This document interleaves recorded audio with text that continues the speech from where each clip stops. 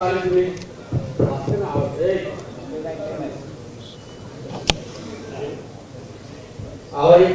पैसे देऊ नका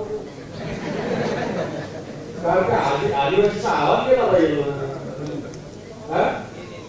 हा येते चला एक दोन घोषणा देऊ आपण हे दोन घोषणा दिल्यानंतर हा चांगले तुम्हाला हा चांगला ठेवायचं का बोलता नाही आवाज अरे येते का आवाज चालेल ठीक आहे व्हिडिओचं येते म्हणतो दोन्ही हात वर करून घोषणा द्यायला भारत माता की जय आवाज गेला नाही ना ते आपल्याला योजना पाहिजे ना पाहिजे भारत माता की जय वंदे मातरम वंदे मातरम आज महापुरुषांच्या स्मृतीस प्रथम मी वंदन करतो नतमस्तक होतो लाभार्थी संवाद संमेलनाच्या कार्यक्रमाला उपस्थित या भागाचं नेतृत्व आदरणीय सन्माननीय नामदार झिरवाळ साहेब आजच्या कार्यक्रमाच्या निमित्तानं उपस्थित व्यासपीठावर शहादाचे आमदार राजेशजी पाडवी आमचे ग्रामीण विभागाचे अध्यक्ष संजय बच्चावजी या विभागाचे एडीसी आमचे पीओ साहेब आणि व्यासपीठावर उपस्थित सर्व मान्यवर ज्यांच्यासाठी हा कार्यक्रम आयोजित केले असे सर्व माझे बंधू आणि भगिनी साहेब तुम्ही अतिशय विस्तृतपणे बोललात या भागाची या मातीशी नाळ जोडली तुमची या मातीशी नातं जोडलेलं आहे भावनिक आहे हा सर्व विषय तुमच्या बोलीवरून माझ्या लक्षात आला मी या महाराष्ट्राचा आदिवासी विकास मंत्री म्हणून माझी आदिवासी समाजाचा म्हणून आदिवासी समाजाचं कल्याण आणि आदिवासी समाजाला मुख्य प्रवाहामध्ये आणणाऱ्या ज्या विविध बाबी आहेत त्याची माझ्याकडे दिलेली जबाबदारी म्हणून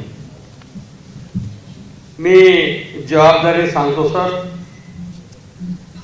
न्यूक्लियर बजेट अंतर्गत आपल्या आदिवासी विभागामध्ये 4 एटीसी विभाग आहेत 4 एटीसी विभागामध्ये वेगवेगळं कल्चर आहे नाशिकला वेगळा आहे ठाणेला वेगळा आहे अमरावतीला वेगळा आहे नागपूरला वेगळा आहे त्यामुळे विविध विभागामध्ये वेगवेगळं कल्चर असल्यामुळे आमच्या आदिवासी समाजाची आदर्श संस्कृतीच्या अधीन राहून त्यांचा असलेला गुण त्यांची असलेली कलेच्या माध्यमातून निर्माण झालेली वस्तू तिचं मार्केटिंग कसं करावं याबाबत ज्ञान नसल्यामुळे बऱ्याचशा अडचणी येते आज आदिवासी विभागाचा मंत्री म्हणून माझ्या समोर बसलेल्या सर्व माझ्या माय बहिणीला साक्ष देऊन मी जबाबदारी सांगतो एटीसी साहेब किराणा दुकानदाराने 5,000 रुपये द्यायचे आता पद्धत बंद करायची हे जे शिलाई मशीन तुम्ही जे बोलले तो विषय बंद करायचा 50,000च्या वर जे देत नाही तुम्ही ते बंद करायचं यानंतर लाभार्थ्याला कमीत कमी 2 लाख रुपये न्यूक्लियर बजेट मध्ये द्यायचे त्याची नोंद करा माझ्याकडे चिठ्ठी पाठवा निधी मंजूर करायची जबाबदारी माझी सर्वांना आवाहन करतो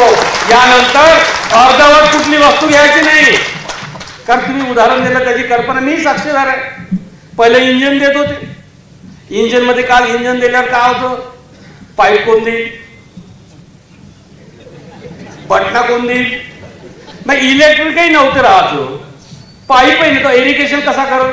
आमच्या आदिवासी माणसाला एखादी जर वस्तू द्यायची असेल तर परिपूर्ण द्या, काही द्या, जे कोणी द्यायचं असेल तर ती वस्तू परिपूर्ण असली पाहिजे.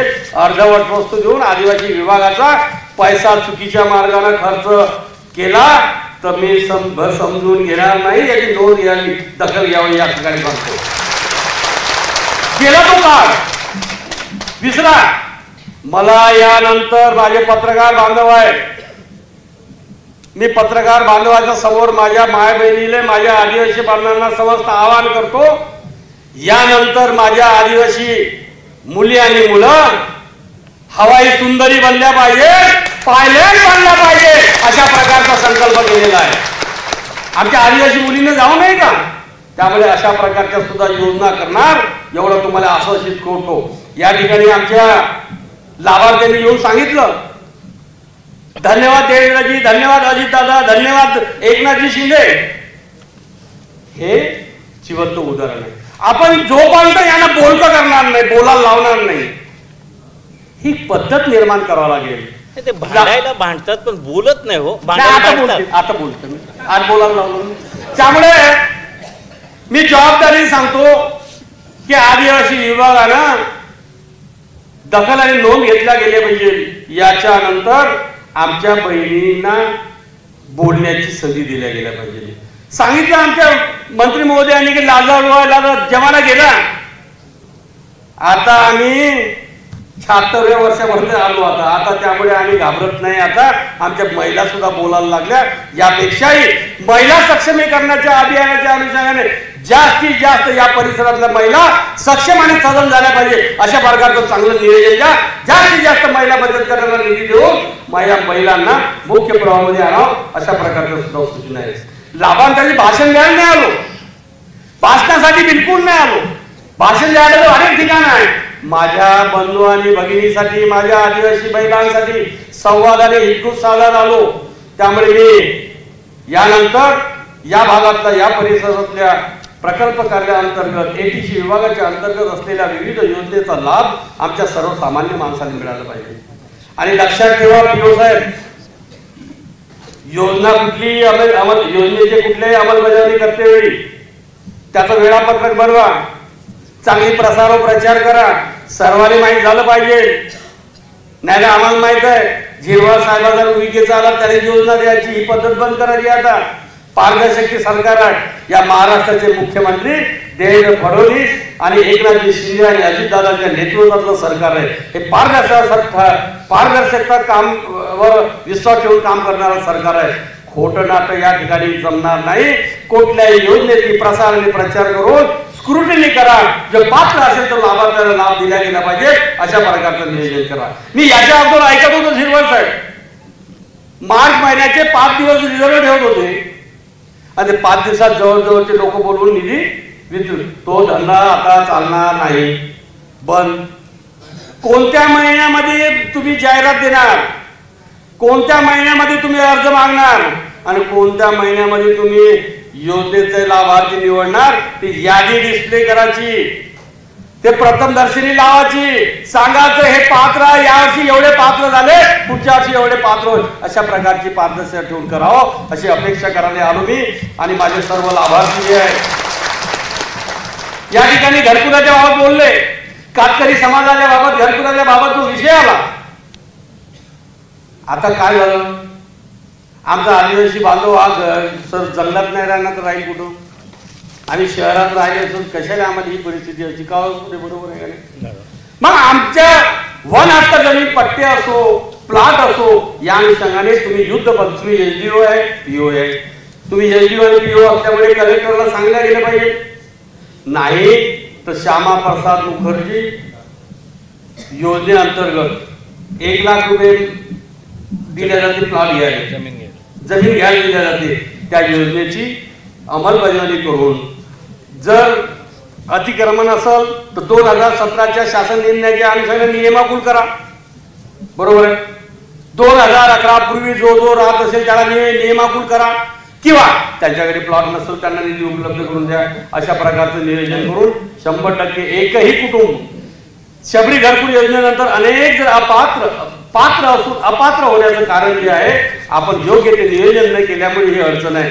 भविष्यामध्ये आदिवासी कुटुंब पैसे देण्याची घरकुला दिला राहता कामा नये याची दक्षिणाने नोंद घ्यावं अशी अपेक्षा करतो. आणि आज अतिशय आनंद झाला मला सरकार आमच्या बघा गरीब आदिवासी बांधवाच्या लाभार्थ्याशी संवादाने एकजूट साधण्याची संधी मला मिळाली 50 देत होते आणि याचा निश्चितच फायदा मिळणार आहे. मी कातकरी बांधवांना या ठिकाणी असलेल्या कातकरी बांधवांकरता मी प्रामाणिकपणे एक आवाहन करतो. भविष्यामध्ये कातकरी बांधवासाठी वेगळं पॅकेज निर्माण करून त्यांना मुख्य प्रवाहामध्ये आणल्याशिवाय राहणार नाही असं आहे. कारण जशा प्रकारचं पारधी पॅकेज आहे प्रिमिटिव्ह जातीसाठी आहे तशाच प्रकारचं यानंतर येणाऱ्या बजेटमध्ये कातकरी समाजासाठी स्वतंत्र पॅकेज निर्माण करून कातकरी समाजाला वेगवेगळ्या योजना देऊन त्यांना मुख्य प्रवाहामध्ये आणल्याशिवाय राहणार नाही अशा प्रकारचं सुद्धा तुम्हाला आवाहन करतो. आणि निश्चितच विश्वास ठेवा, वर बसलेल्या सर्वांवर विश्वास ठेवा, आपल्या महाराष्ट्राच्या मुख्यमंत्र्यावर ठेवा, उपमुख्यमंत्र्यावर विश्वास ठेवा, या ठिकाणी या परिसरामध्ये काम करणाऱ्या नेत्यावर विश्वास ठेवा.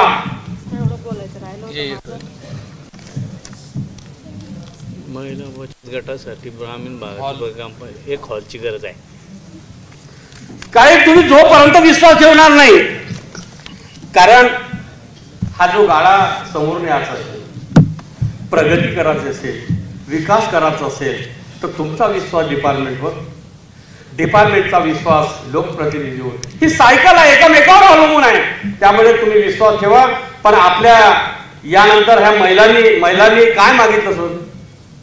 महिला बचत गट आहे, पण महिलांना त्यांना बसण्यासाठी जे कार्यालय आहे, कार्यालयच ना त्याला का म्हणते? हॉल हॉल हॉल नाही, दुसरं का नाव काय? कम्युनिटी हॉल, अल्प बचत भवन, बचत भवन, भवन म्हणा, बचत भवन. आपल्या डिपार्टमेंटच्या माध्यमातून जे पेसा अंतर्गत गावं आहे, पेसा अंतर्गत गावं किंवा तो परिसर, महिला बचत गटाचा एक गट असते, ते विभाग असते, 10-15 गावाचा मिळून किंवा 5-10 मिळून त्या ठिकाणी कमीत कमी तुमच्या पीओ ऑफिसच्या माध्यमातून प्रत्येक तालुक्यामध्ये 10 ते 15 महिला बचत गटासाठी बसण्या उठण्याची व्यवस्था होण्यासाठी आपण 25-25 लाख रुपये देऊन त्यांना स्वतंत्र व्यवस्था निर्माण करून द्यावं अशा प्रकारच्या सूचना या आदिवासी विभागाचा मंत्री म्हणून तुम्हाला देतो. तसं नियोजन करा, निधी कमी पडू देणार नाही असं मी मनापासून समाधान व्यक्त करतो. कारण महिला बचत गटाची गरज आहे. महिला बचत गटाच्या माध्यमातून महिला एका ठिकाणी 100-100, 200-200 महिला बसून त्या व्यवसाय करतात, लघु आणि सूक्ष्म उद्योग करतात.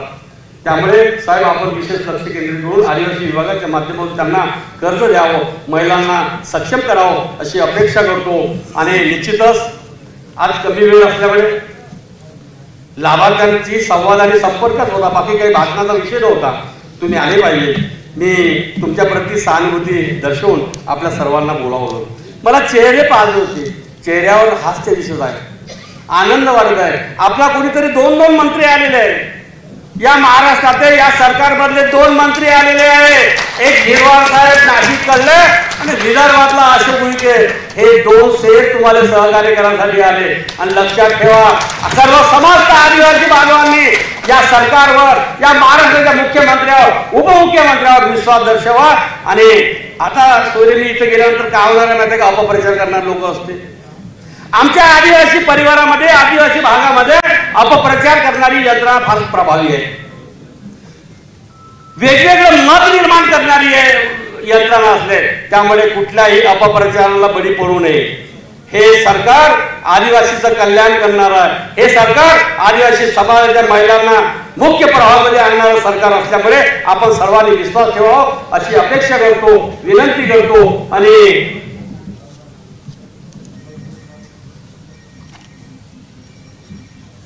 आणि एक विषयाला मी तुम्हाला सकाळी सांगितलं होतं, एक विषय का अनेक ठिकाणी ज्या आहेत, अनेक ठिकाणी अडचण कोणती येते का? एक काही ठराविक संस्था आहे, त्या ठेकेदार आहे ठेकेदार साहेब, कोणी भाजीवाला पुरवते, कोणी काय पुरवते.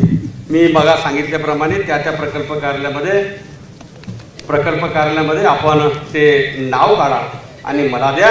आणि भविष्यामध्ये या माझ्या महिला बचत गटाच्या बहिणी ज्या आहेत, आदिवासी वसतिगृह असो, आदिवासी आश्रमशाळा असो, ज्या ज्या ठिकाणी त्या महिलांना संधी देण्याची वेळ त्या ठिकाणी महिला बचत गटांना भविष्यात आदिवासी विभागाच्या माध्यमातून प्राधान्य द्यावं अशी आपल्या सर्वांना सूचना देतो. मला इथं बोलावलं, सन्मान केला, आदर केला, मनापासून तुमचं कौतुक करतो आणि माझे 2 शब्द थांबवतो. धन्यवाद.